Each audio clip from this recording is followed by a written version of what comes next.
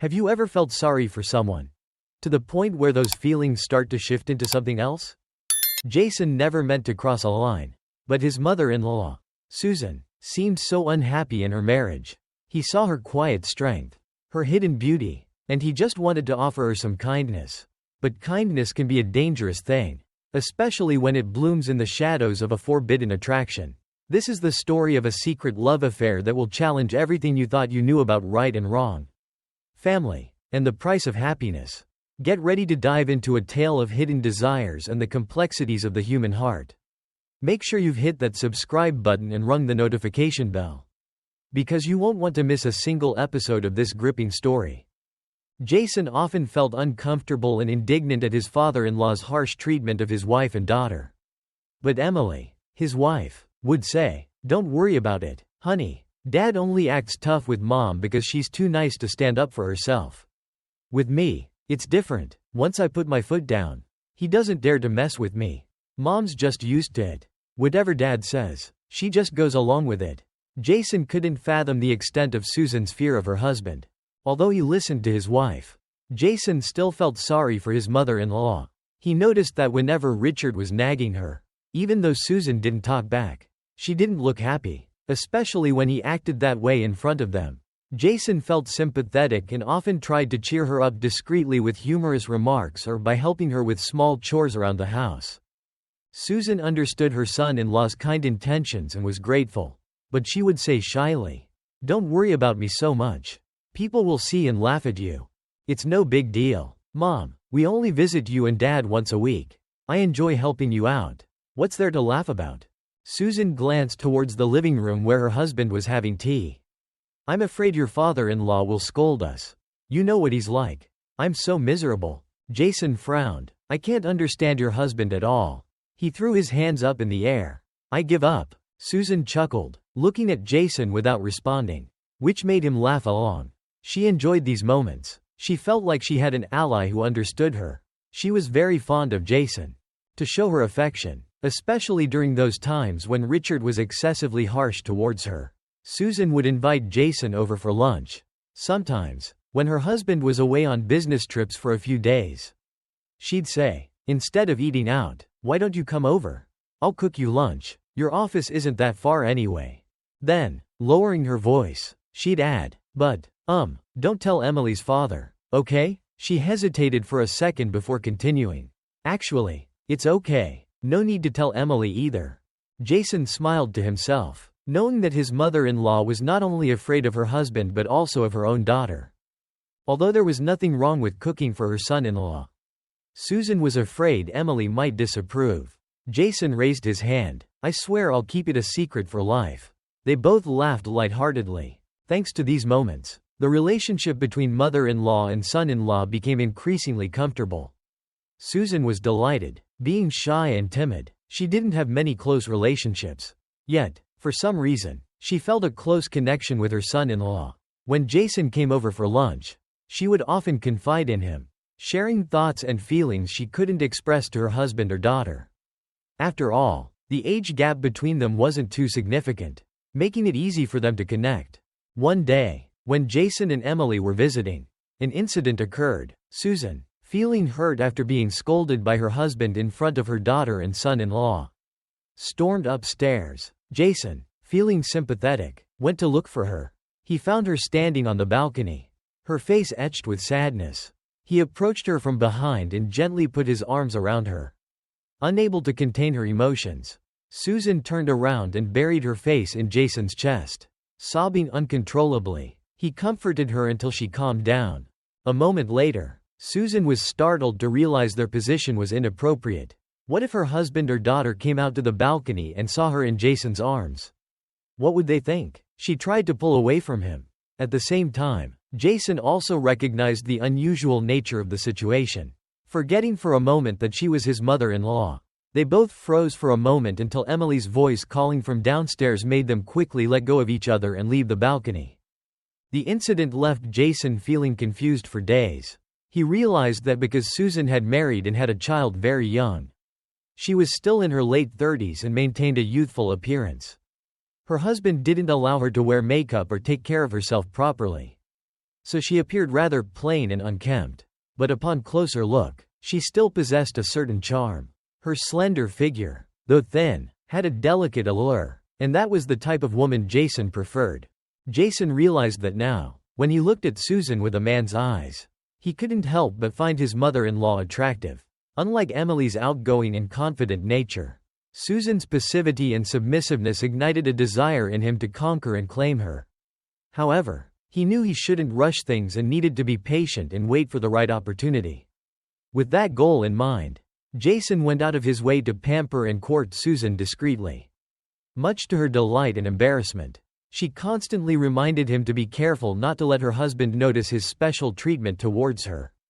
After that embrace on the balcony, Susan couldn't sleep for nights. The incident, so sudden and unexpected, left her feeling both terrified and ashamed. She was ashamed that she hadn't been strong enough to pull away from her son-in-law's arms. That she had just stood there, letting him hold her tightly. She was anxious, wondering if Jason had sensed her moment of weakness. In the following days, she cautiously observed him, only to find him treating her with absolute respect, without a hint of disrespect. This brought her some peace of mind. To find her inner peace again, she found solace in frequent visits to the church to repent. A few weeks later, a new situation arose that disrupted Susan's life. She had just finished cooking lunch, waiting for Jason to arrive as usual. But due to work, he couldn't make it on time. She waited for a while, then went to the living room and lay down on the sofa, falling asleep without realizing it. When Jason arrived, he rushed to the living room and found her sound asleep. He smiled and sat down beside her, gazing at the woman. The more he looked, the more endearing he found her. The house was utterly quiet, and Jason wanted to seize this rare opportunity. He gently moved closer and took her hand. Observing her closely, seeing she was still fast asleep, he smiled to himself, his mind wandering with all sorts of thoughts. Jason was incredibly nervous. He knew he was treading on dangerous ground. If anything were to happen, the consequences would be unimaginable. But it seemed impossible to fight his instincts. He paused for a moment, trying to calm his pounding heart while cautiously checking if she was stirring. Seeing everything was still all right, he grew bolder. Susan shifted slightly but kept her eyes closed. Jason was overjoyed, surprised at his unexpected success. Not daring to move, afraid of waking his mother-in-law, he closed his eyes, drifting into a blissful daydream. Little did Jason know, Susan had already woken up the moment he innocently took her hand. That touch had startled her awake, and she had cautiously opened her eyes to find him gazing at her. Panic surged through her, her mind racing in confusion. She wanted to jump up and run, but her body felt frozen, unable to even lift a finger. Her life had always been as calm as a still autumn lake. Any ripples were always handled by her husband. Now, facing such an unfamiliar and unsettling situation, she felt lost and unsure of what to do. It was precisely because she hadn't reacted that Jason had mistakenly assumed she was still asleep, emboldening him to be so daring. At that moment, Susan finally resolved to get up. But then, a chilling thought stopped her in her tracks. What if she made a fuss? What would happen to her? To her husband? Would he yell at her? Or worse, find other ways to punish her? The mere thought of those scenarios terrified her into laying perfectly still, not daring to move a muscle, letting Jason indulge in his feelings without resistance. Unbeknownst to him, it was her fear that had led to his conquest that day. The father-in-law he had little affection for had ironically become the very reason he had achieved his goal. Not daring to push his luck further, Jason quietly slipped out of the room. A long while later, Susan sat up, bewildered. She sat there for a moment, her mind flooded with conflicting thoughts. Everything had happened so unexpectedly. Not accustomed to taking initiative, she was at a loss for what to do.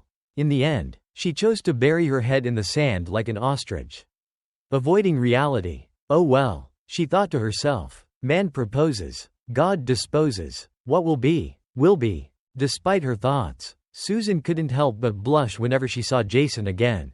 He, however, acted as if nothing had happened and continued to treat her as usual, gradually easing her tension. But even though she tried to push that momentous memory aside, Susan couldn't help but recall the strange yet pleasant feeling of being cherished and cared for by her son-in-law. To be honest, Susan was quite naive when it came to matters of physical intimacy.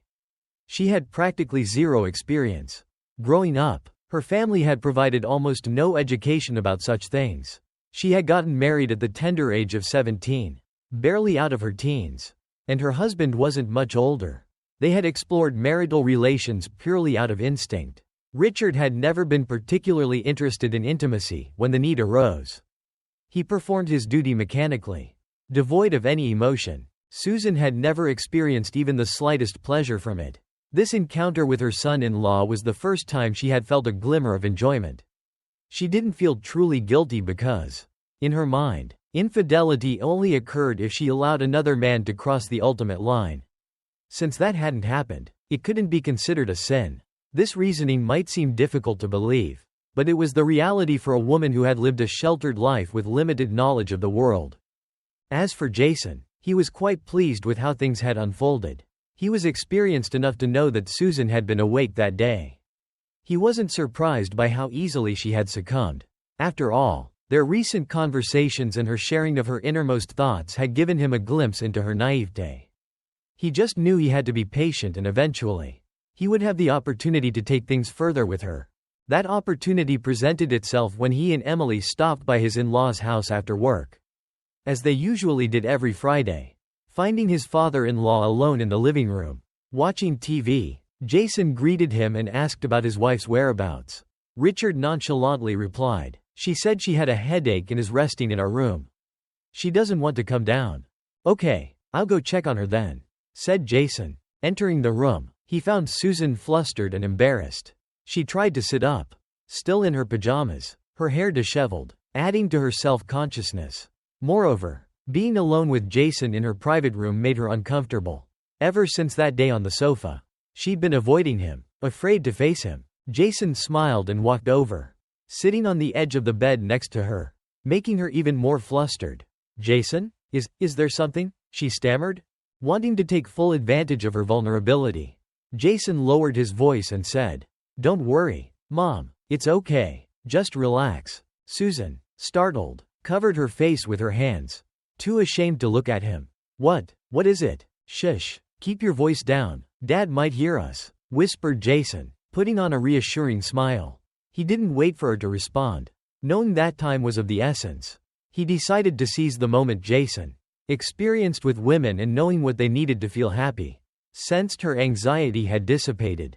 He listened closely to the sounds coming from downstairs, confirming that his father-in-law and wife were still downstairs, chatting casually. Reassured, he couldn't help but feel both surprised and excited at his unexpected luck. "Imagine that," he thought to himself with a satisfied smile. "I just taught a married woman something so exquisite." He tiptoed out of the room, knowing he had taken a decisive step. He had conquered his mother-in-law. He knew Susan was in a state of utter turmoil, having just gotten a taste of the forbidden fruit. She needed time for things to settle down, time to process everything. He shouldn't rush things or seek her out at this point. She needed to find her own peace of mind. He knew, like a fish already hooked, she wouldn't be able to resist the allure of these new desires for long. Sooner or later, she would come looking for him. Jason was right. The following days were incredibly difficult for Susan. Her once peaceful life had been turned upside down by a sudden storm, leaving her disoriented and reeling. This unexpected, forbidden love had taken her by surprise, leaving her feeling helpless. She tried to convince herself that she had done nothing wrong, that she hadn't betrayed her husband. But deep down, she knew it was wrong to let her son-in-law do such things to her. She knew the responsibility was largely hers. She had allowed it to happen. She was determined not to let that horrifying incident repeat itself. She resumed her daily visits to the church, praying fervently for strength. She felt as if she were clinging precariously to the edge of a cliff, desperately fighting against the pull of the abyss. The memory of that intense pleasure haunted her relentlessly, keeping her awake at night, her body restless with longing. Fortunately for Susan, her husband remained oblivious to her unusual state during this time. But then again, Richard had never been truly attentive to her needs or feelings. His occasional inquiries about her well-being were more out of formality than genuine concern. Emily, being a woman herself, was more perceptive. Susan had to be extremely cautious whenever her daughter was around. carefully concealing her inner turmoil. A few weeks passed, and things eventually settled down. Susan's anxiety gradually subsided. She was thankful that Jason had been discreet enough to stay away, using work as an excuse. However, now that things had calmed down, Susan found herself with more time to think about that unforgettable afternoon. It was the first time in her life she had experienced such a strange mix of shame, excitement, and unfamiliar physical sensations, and she couldn't deny a certain longing for Jason's presence. One day, while aimlessly strolling around just to clear her head, Richard wasn't home. So she didn't need to cook lunch. Susan looked up and realized, with a start, that her feet had led her to the street where Jason's office was located. Startled, she sat down on a bench in the nearby park. She knew this wasn't a coincidence, it was her subconscious drawing her here. She decided to rest for a bit before heading back. Just as she got up to leave, she saw a man standing before her, blocking her path. She looked up and was startled to see Jason, her son-in-law, standing right there. As Jason was leaving his office, intending to grab a quick bite before returning to work, he had spotted his mother-in-law sitting alone under a tree across the street in the park. He paused to observe her. Ever since he had become a part of their family, he had found himself drawn to his mother-in-law. Physically, he had always been attracted to slender, middle-aged women, and the more time he spent with Susan, the more her naivete, sincerity, and kind heart charmed him. Smiling in satisfaction, Jason thought, just as I thought, she came looking for me after all. He casually strolled towards her, feigning surprise at seeing her distraught face. Oh, Susan, what are you doing here? Looking for me? Flustered, Susan shook her head, struggling for words to explain. No, it's not like that. I was just, passing by, she stammered, her voice barely a whisper. Jason couldn't help but chuckle inwardly at her pitiful attempt to cover up her true intentions. Without another word, he reached out and took her hand, pulling her along. Jason, where are we going? She asked, both confused and alarmed as she stumbled to keep up with him. To a motel, of course. Where else? Susan's heart skipped a beat. No, we can't, that's not right. But Jason didn't reply, only continued to pull her along a narrow side street. He stopped in front of a small motel. Susan's eyes darted nervously towards the sign, her face burning with shame. She had heard people joke about going to motels for illicit encounters, but she never imagined she would be playing the leading role in one herself.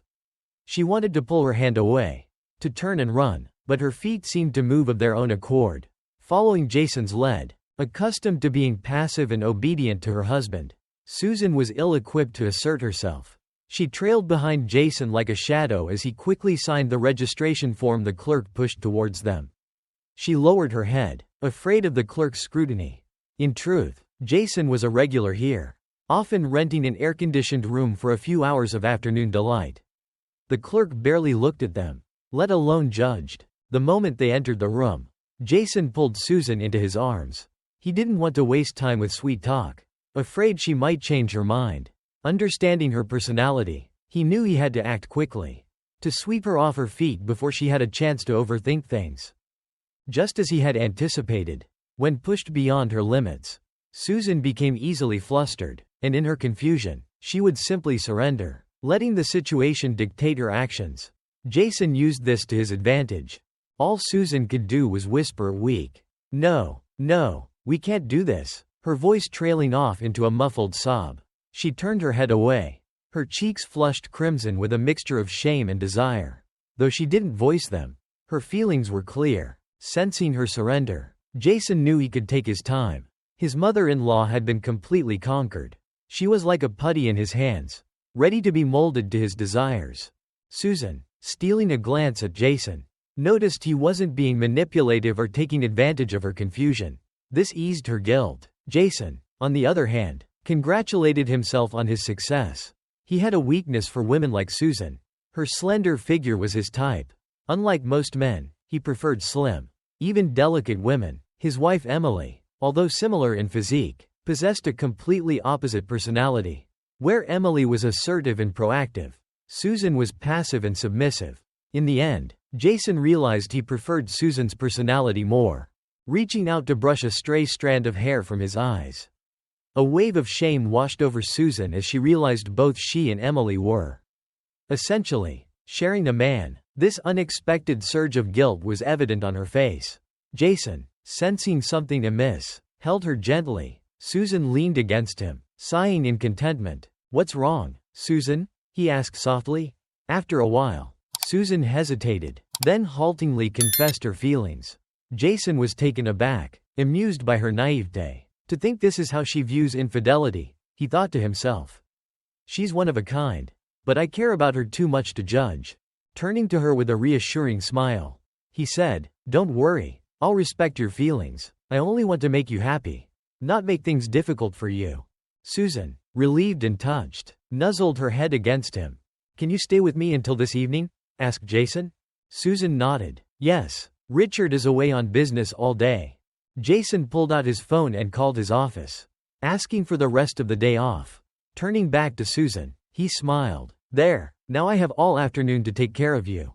Just as you wished." Susan giggled, her earlier hesitation forgotten. She had no regrets about coming here with Jason. It had been a thrilling and eye-opening experience. She felt more alive than ever before, her eyes sparkling with gratitude as she gazed at him. After a while, Jason, feeling hungry, went out to get them some sandwiches and drinks. They sat on the bed, eating and laughing together like young lovers. Later that afternoon, as they were about to check out, Susan whispered, "Thank you, Jason. You gave me the most wonderful day of my life. I'll never forget it. Keep it a secret, okay? I'll be in touch when it's convenient," he whispered back, giving her hand a reassuring squeeze.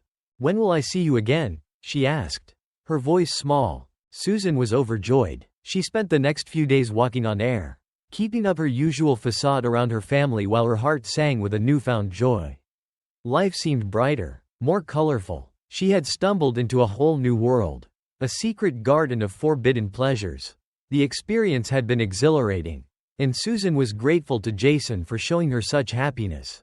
And she was falling deeper and deeper in love with him. From the moment Emily had brought Jason home to meet her family, Susan had been drawn to him. She was touched by his subtle ways of defending and caring for her. Her heart had skipped a beat more than once, but she wouldn't allow herself to acknowledge these feelings. Afraid of what her husband and daughter might think, she would do whatever it took to keep up appearances. She would remain a wife to Richard, but she also wanted Jason in her life. And seeing his sincerity in those stolen moments of passion, she felt confident in her decision. Several long weeks passed before Susan finally received a text message from Jason. "I have tomorrow afternoon free. Meet me at our usual place?" Her hand trembled as she clutched the phone, her heart pounding with anticipation. The moment she stepped into the familiar room, she saw him standing there, waiting for her. She ran into his arms, tears of joy streaming down her face.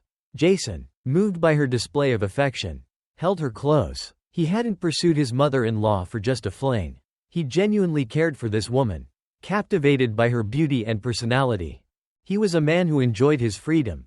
Having 2 or 3 women in his life at the same time wasn't something he shied away from. He didn't see a problem with loving his wife and caring for his mother-in-law at the same time.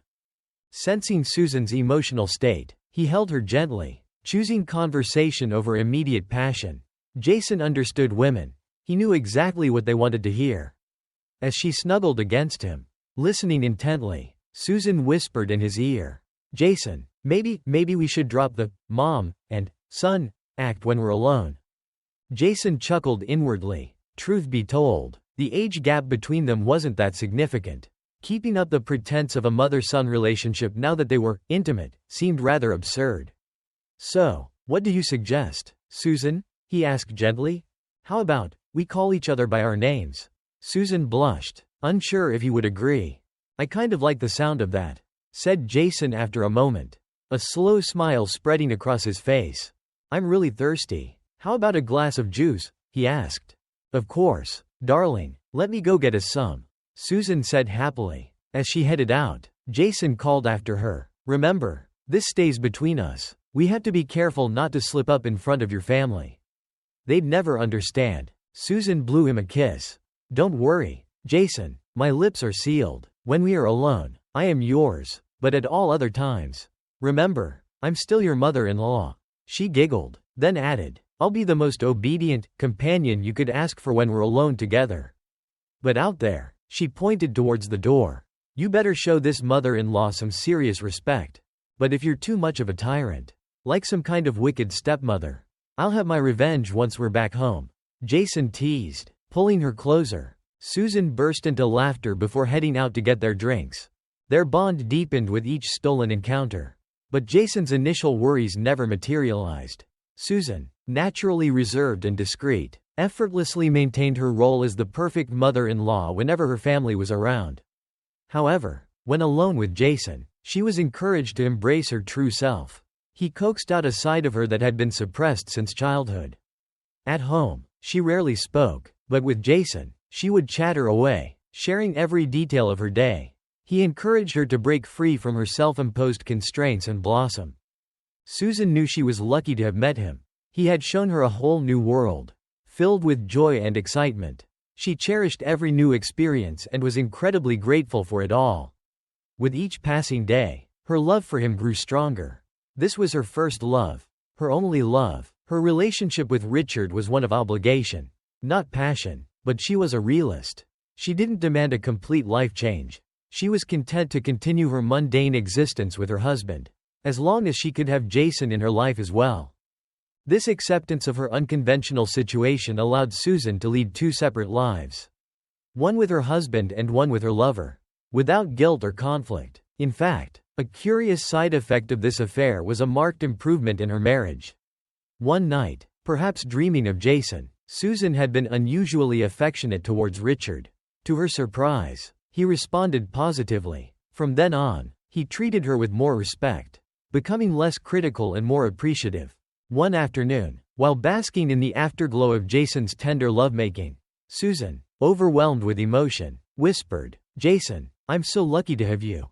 You make me feel so loved." It was the first time she had used the word love. And even more surprising, she had addressed him as you, dropping the formal pronoun she usually used with him. Jason, realizing she had spoken in the heat of the moment, simply smiled and teased, "Wow, what an honor to be addressed so casually and affectionately by you." Susan blushed, realizing her slip-up. After a moment, she said softly, "When I talk to you like that, it means I feel truly close to you, comfortable enough to let my guard down. I feel happy and submissive." She looked at him, her eyes questioning, "Is that okay with you?" Jason pulled her close, his voice husky with desire. "More than okay, sweetheart." A few weeks later, Jason had to travel to New York City for work. He suggested to Susan that she find an excuse to join him, meeting him at the airport so they could fly together. Susan was ecstatic, her eyes sparkling with mischief. "You think I wouldn't jump at the chance to spend a few days with you?